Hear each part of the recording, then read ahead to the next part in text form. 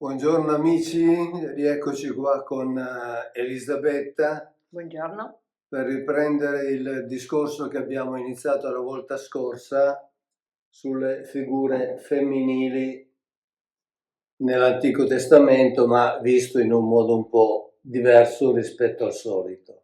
Sì, già nel video precedente Mauro ci hai parlato di alcune figure femminili di rilievo e adesso proseguiamo con lo studio della Torah e un capitolo particolare di Genesi. Parleremo di Tamar, se non sbaglio.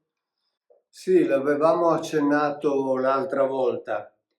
Permettetemi di inumidirmi un po' le labbra con un goccio di shachar alla maniera di Yahweh, ma non nella quantità giornaliera richiesta da Yahweh, altrimenti poi non sarei più in grado di parlare. Ne bevo un goccino anch'io, allora mi chiedo se anche le donne consumassero lo shachar. Ma non lo escluderei.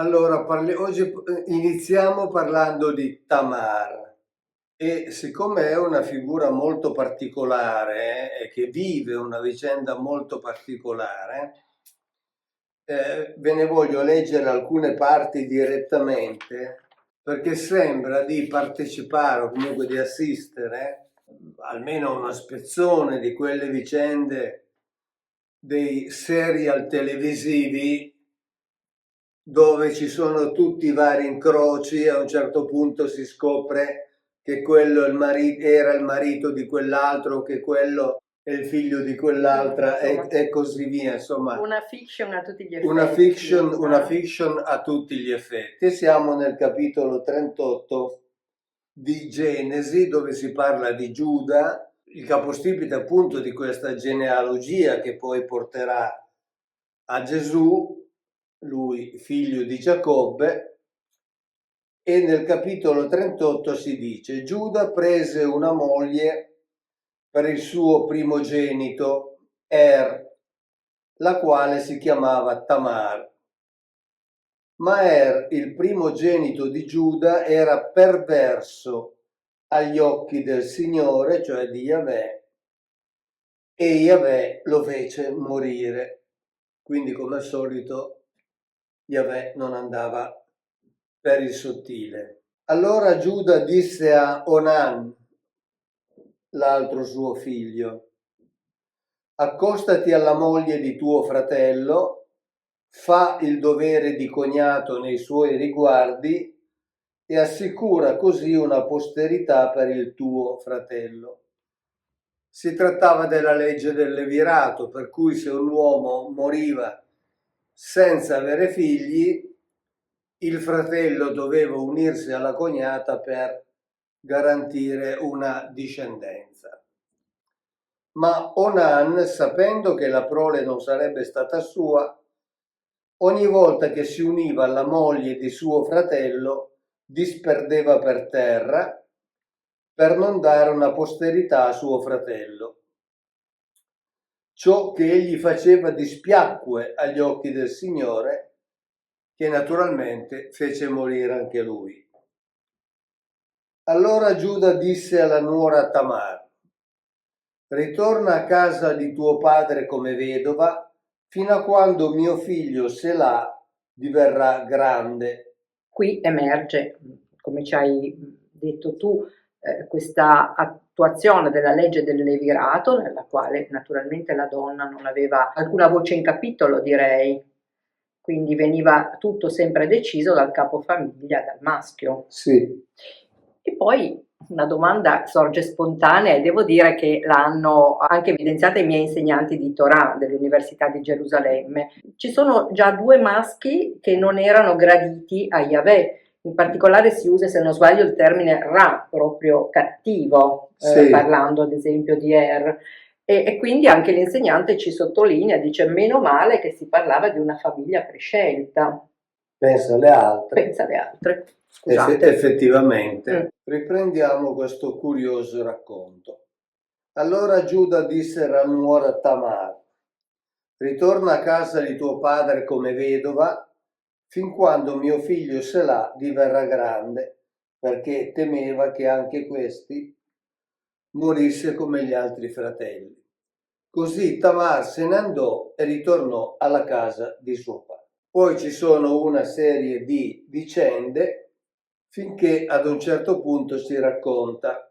Allora Tamar vestì i suoi abiti vedovili, si coprì con un velo, si profumò, poi si pose seduta alla porta di Enaim, che è sulla strada verso Timnah.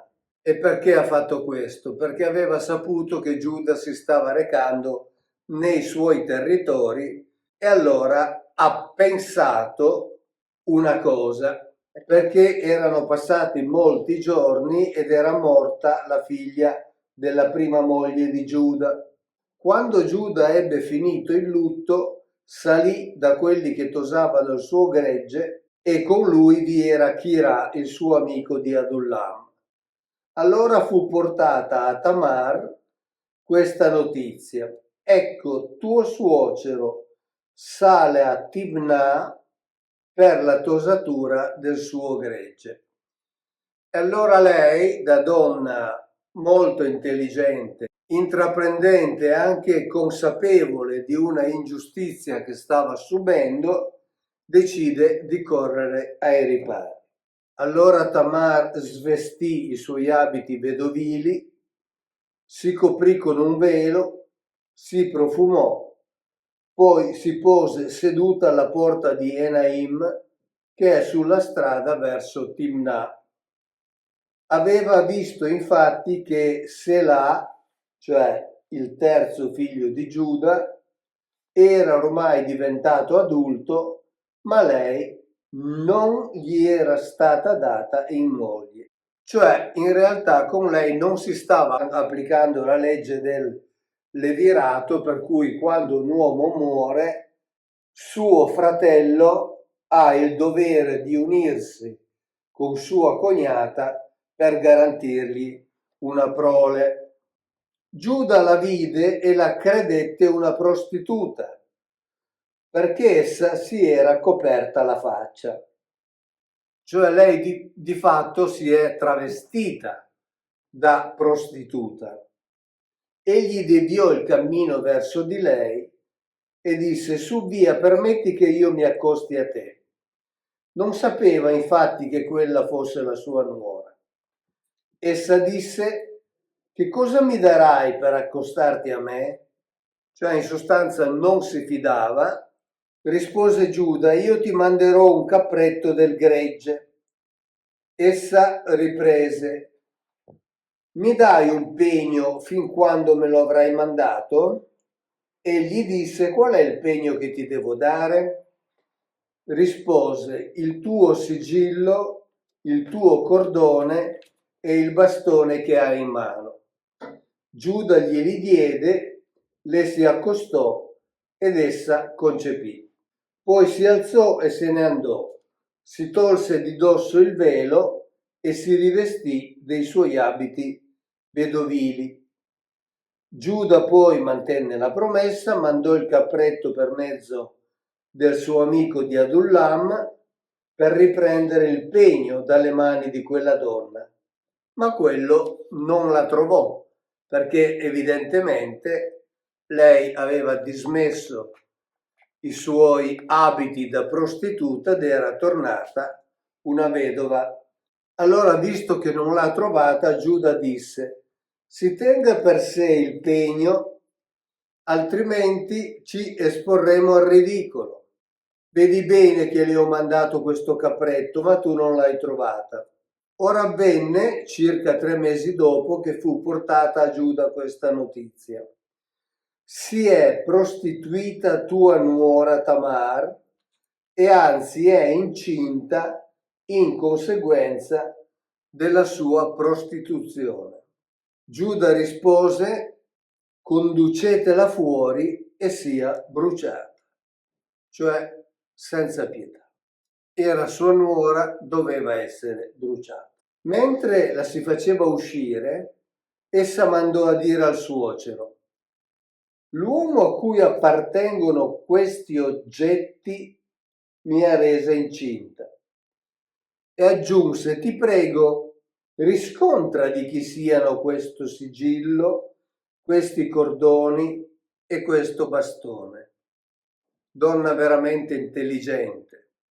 Intanto mi scuso con gli amici, ma oggi la mia sindrome di Tourette è particolarmente dura, particolarmente cattiva, quindi lo sforzo che sto facendo con metà del cervello per tenere sotto controllo crea grossi problemi all'altra metà del cervello che invece vi vuole Ma parlare. infatti sono la prima a ringraziarti, vedo, so che ti stai sforzando molto, ma per amore dell'amicizia nei confronti di tutti noi hai deciso di mantenere l'impegno. Allora Giuda li riconobbe e disse: essa è più giusta di me. Infatti è perché io non l'ho data al mio figlio Selà e non ebbe più rapporti con lei. Quando essa fu giunta al momento di partorire, ecco che aveva nel ventre 2 gemelli. Ora di questi 2 gemelli uno era Obed. Quindi abbiamo nella genealogia più importante della famiglia di Davide, abbiamo una donna che si è travestita da prostituta e di fatto si è comportata come tale. Come già abbiamo fatto per Ruth nel video precedente, ricordo che questo fatto è stato formalizzato direttamente nel Vangelo di Matteo, dove si dice nella genealogia che parte da Abramo e si dice Salmon generò Booz, da Booz Racab, Booz generò Obed da Rud, Obed generò Jesse, Jesse generò il re Davide. E questo era già il primo elemento che vi avevo fatto notare. Nella genealogia di Gesù c'era una Moabita, cioè una donna appartenente ad una tribù che doveva essere sterminata. Ma nella genealogia si dice Giuda generò Fares e Zara da Tamar. Quindi nella genealogia di Gesù c'è anche una donna che si è fatta passare per prostituta pur di vedere riconosciuto un atto giusto che le era dovuto. Quindi donna intraprendente, determinata, intelligente. Nella storia purtroppo poi della teologia le donne tendono a essere dimenticate o comunque a non occupare posizioni importanti. Qui abbiamo 2 donne nella genealogia di Gesù che pur avendo vissuto delle situazioni, diciamo così, che nell'Antico Testamento non erano accettabili, perché ricordo che in Levitico 20:12 si dice che un suocero e una nuora che avessero avuto rapporti sessuali tra di loro dovevano essere assolutamente uccisi. Quindi qui abbiamo nella genealogia di Gesù un suocero e una nuora che hanno rapporti sessuali. Da questo rapporto sessuale dipende poi il resto della genealogia di Gesù e abbiamo addirittura anche una Moabita. Ancora una volta emerge questa donna che si fa giustizia da sola usando l'intelligenza, non utilizzando la violenza e in qualche modo, insomma, ristabilisce l'ordine. E a questo punto abbiamo evidenziato alcuni personaggi femminili nella Torah. E cosa ci puoi dire del rapporto di Gesù con le donne? Che cosa emerge dai Vangeli? Il racconto ci dice che era attorniato da maschi di cui si fidava, i 12 apostoli. Sì, in effetti Gesù si è circondato dal punto di vista degli incarichi formali, diciamo così, sembra essersi circondato esclusivamente da maschi, però nel Vangelo di Luca c'è un racconto che è abbastanza curioso, perché nel gruppo di Gesù non c'erano soltanto maschi, ma c'erano anche donne che svolgevano una funzione particolare. Direi una funzione particolare che se capitasse ad un guru, diciamo ad un maestro, a noi contemporaneo, non so come giudicheremmo. Non voglio esprimere giudizi perché poi ognuno matura il suo pensiero. Certo. Nel capitolo 8 si dice che un po' di tempo dopo egli se ne andava per le città e i villaggi, predicando e annunciando la buona novella del regno di Dio. Vi erano con lui i 12 e anche alcune donne che erano state guarite. Maria di Magdala, dalla quale erano usciti 7 demoni. Ricordo che Maria di Magdala è stata poi abbinata alla figura di una prostituta dalla teologia successiva. Poi vi erano Giovanna, moglie di Cusa, amministratore di Erode, quindi una donna sicuramente molto benestante, Susanna e molte altre. Esse li servivano con i loro beni. Quindi vuol dire che questi 12 apostoli erano accompagnati da donne che non avevano, diciamo così, una funzione formale, noi diremmo liturgica, tanto per usare un termine moderno, però avevano il compito di fatto di mantenerli. Quindi erano le finanziatrici del progetto. Erano le finanziatrici del progetto. Questo non mi dispiace. Anche perché leggendo i Vangeli ci si accorge che durante tutto il tempo della predicazione Gesù e i 12 di fatto non hanno svolto alcun lavoro. Ora, siccome non lavorare significava non mangiare, possiamo pure dire con un'affermazione abbastanza cruda che si facevano mantenere. Si facevano mantenere da queste donne che erano le finanziatrici. Quindi direi che erano di una importanza fondamentale perché consentivano loro di vivere.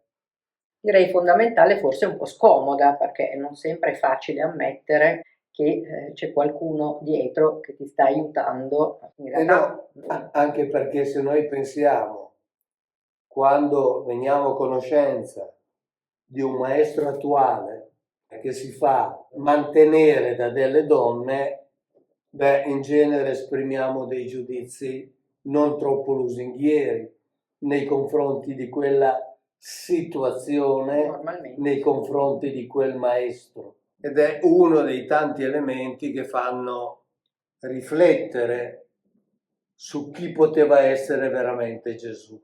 Però non è oggetto di questo video. Mauro, ad esempio in Paolo, il fondatore del cristianesimo, ci sono figure di donne rilevanti, donne che si sono distinte in qualche modo?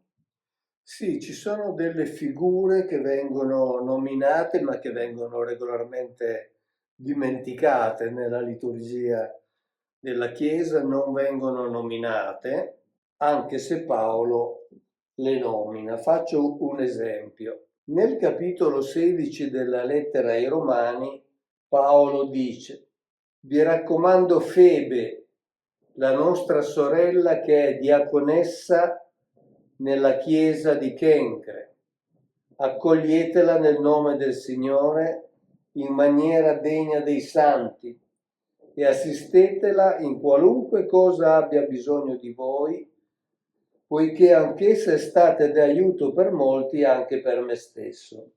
Diaconessa era una figura, questa sì, una figura liturgica, cioè faceva parte, diciamo così, della prima gerarchia, quella che era in formazione, quella che era in gestazione. E le diaconesse all'inizio non avevano una, come dire, ordinazione formale, cioè non ricevevano la cosiddetta imposizione delle mani. Questo per effetto anche del Concilio di Nicea, ma aiutavano nelle funzioni liturgiche, soprattutto quando si trattava di praticare il battesimo, e il battesimo, tu sai, era fatto per immersione, e quindi se ad essere immersa era una donna, pareva più decente che ad aiutare questa immersione fosse una donna.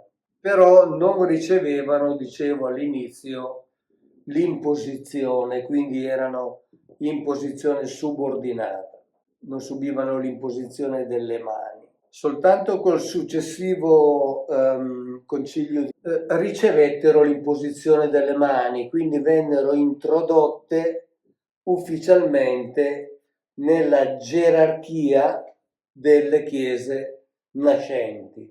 Quindi c'erano delle diaconesse che avevano delle funzioni formali, delle funzioni ufficiali e delle funzioni che erano in un qualche modo sancite dall'atto formale dell'imposizione delle mani da parte ovviamente dei maschi, che in ogni caso detenevano il potere. E qui siamo nel capitolo 16, sempre nello stesso capitolo.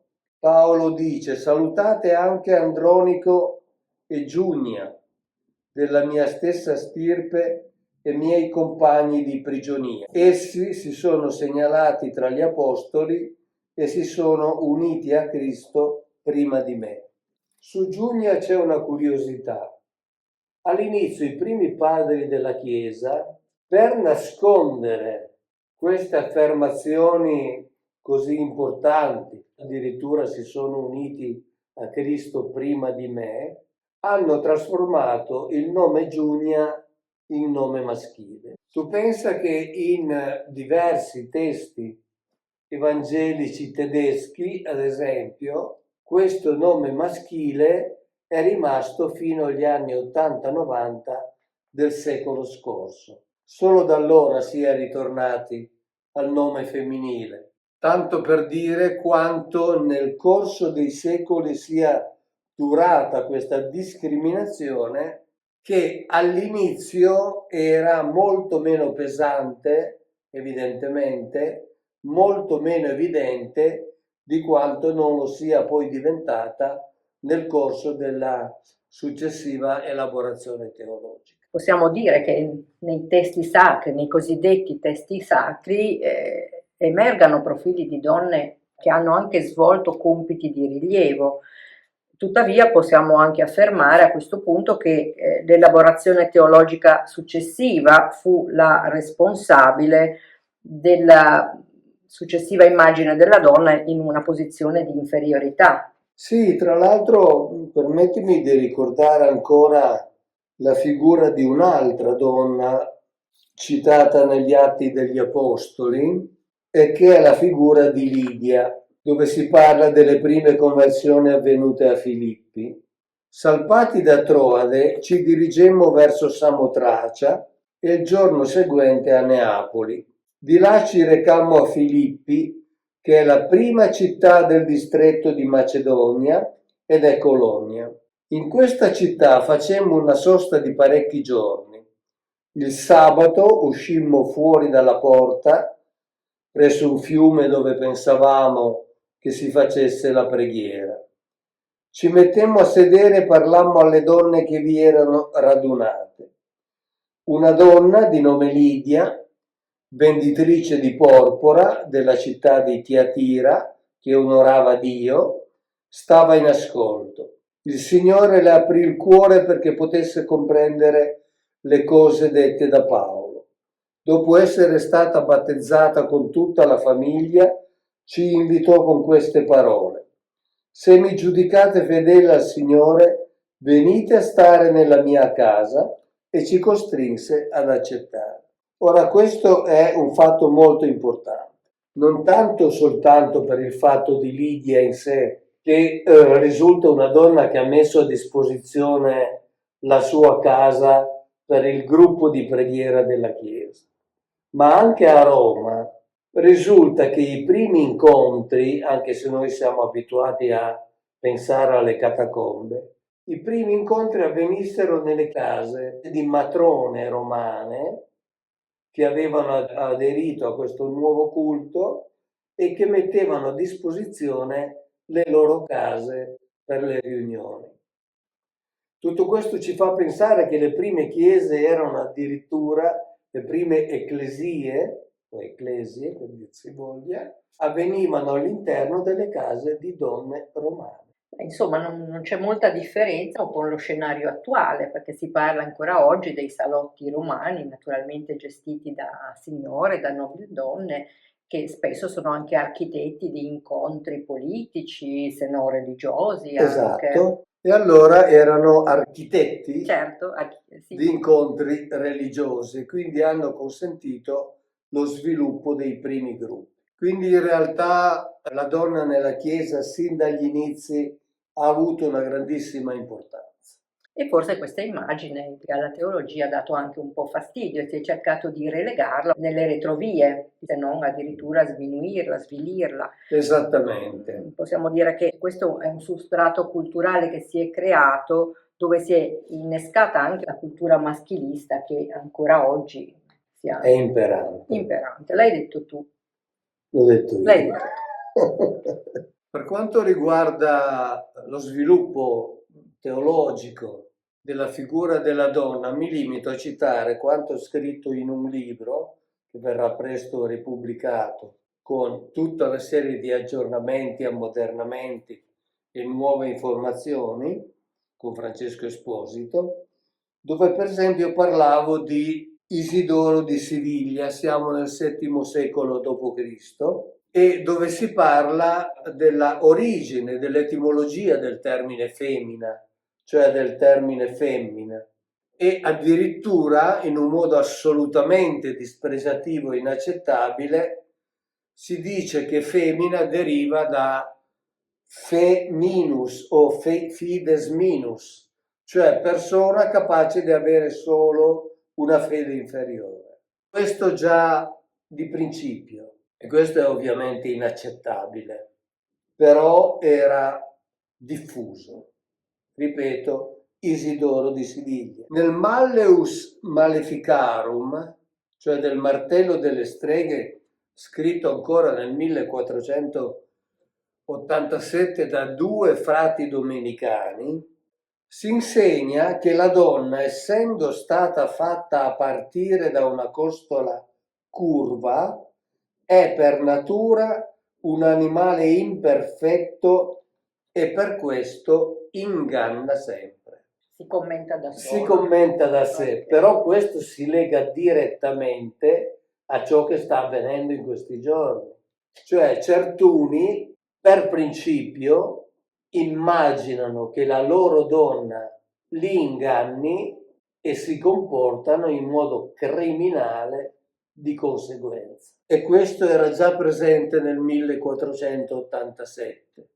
E questo Malleus Maleficarum è un libro veramente perverso. Così come era perverso il comportamento degli inquisitori nei confronti delle cosiddette streghe, che in realtà erano semplicemente delle donne che conoscevano molti dei cosiddetti segreti della natura, conoscevano i poteri delle erbe, sapevano intervenire in certe situazioni, ma questo non doveva essere concesso.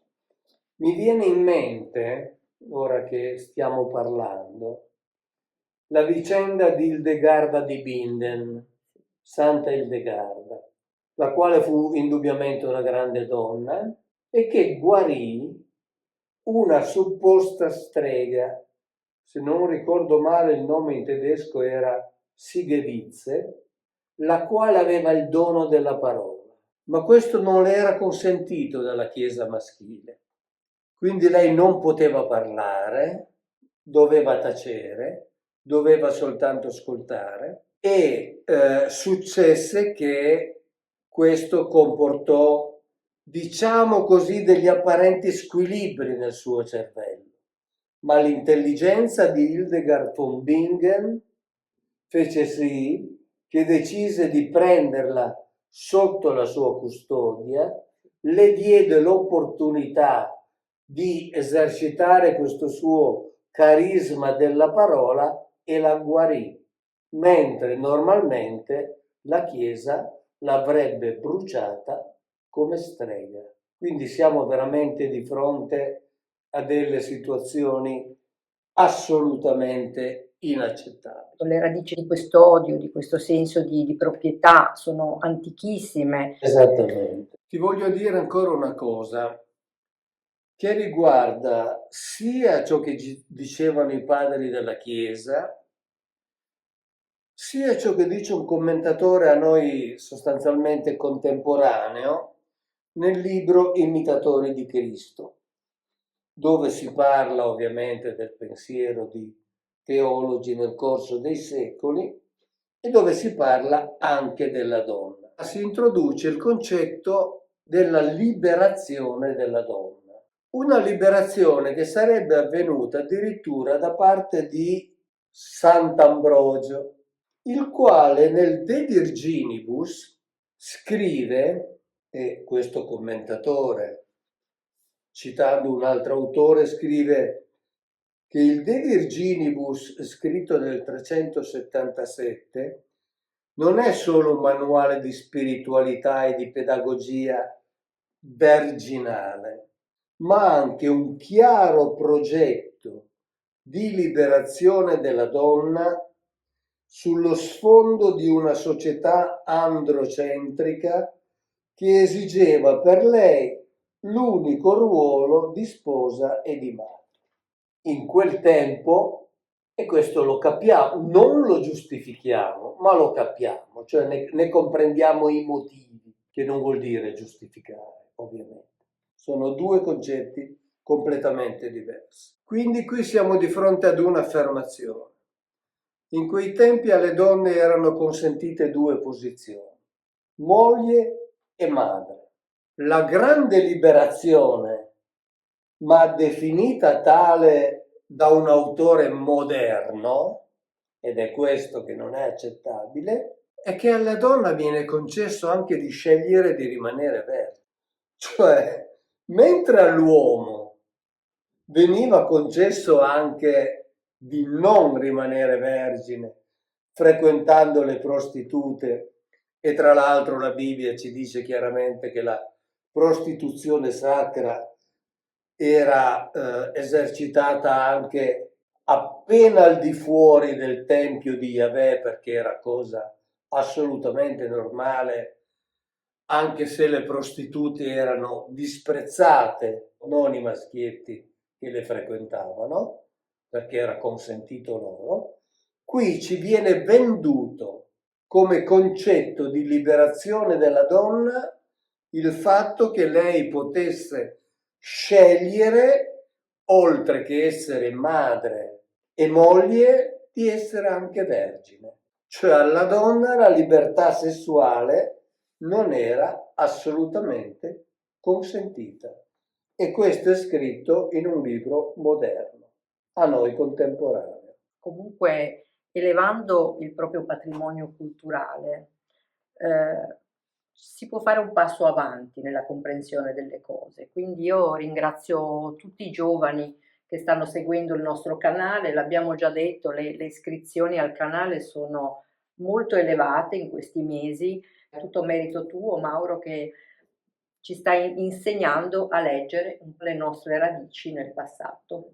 Ci stiamo provando e quindi proviamo ad andare avanti anche se la sindrome di Tourette picchia secco.